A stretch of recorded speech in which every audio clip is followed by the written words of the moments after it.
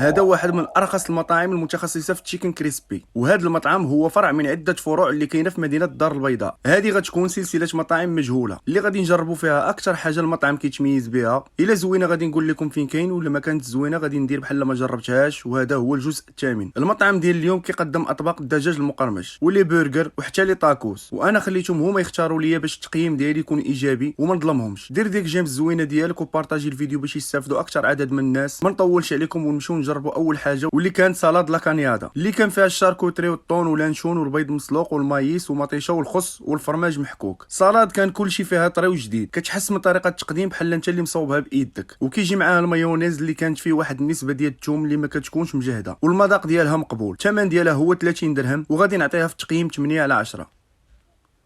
وهذا الشاف بلا تشيكن ميكس ليبات، البلا اللي مشهور به المطعم واللي على ما لاحظتش هو اللي كان الاكثر طلبا، وكيجي على هذا الشكل بليبات بيني ميكس بالصوص بلون والصوص شامبينيون، وبطبيعه الحال حتى لا كريم فريش، وكتجي خاطره وبنينه، ومن احسن ليبات اللي تقدر تكون دقتي مع الفريت اللي كانت مقرمشه والاصابع ديال الدجاج بالكورن فليكس اللي عطاتها واحد المذاق زوين وجديد على داكشي اللي موالفين. الدجاج كان طيب مزيان والبنه كانت حاضره، غير هي كان مزيد شويه. الثمن ديالو هو 48 درهم، وغادي نعطيه في التقييم 9 على 10.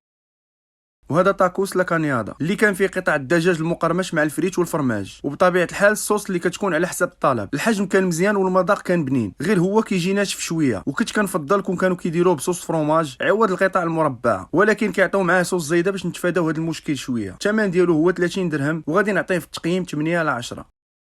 ونسلكوا المسائل بهذا العصير ديال الحامض والليمون اللي كيجي على هذا الشكل، خفيف وبنين وبيان كلاسي، والحلاوه ديالو كانت زوينه ومقبوله. الثمن ديالو هو 7 دراهم، وغادي نعطيه في التقييم 8 على 10.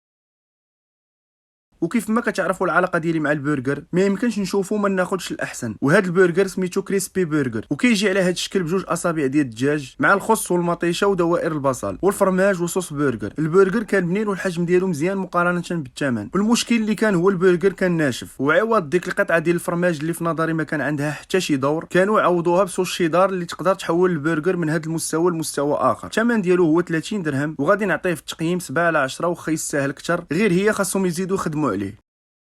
وندوزو لاخر طبق غادي نجربوه اليوم، واللي سميتو ستيك فيونداشي بصوص شامبينيون والخضار. طبق اللي كيجي على هذا الشكل بالبطاطا وخيزو والقرعه مسلوقين، الفريت وجوج قطع ديال الكفته بكري بصوص شامبينيون اللي كانوا احسن حاجه في هذا الطبق. الثمن ديالو هو 45 درهم، وغادي نعطيه في التقييم 6 على 10.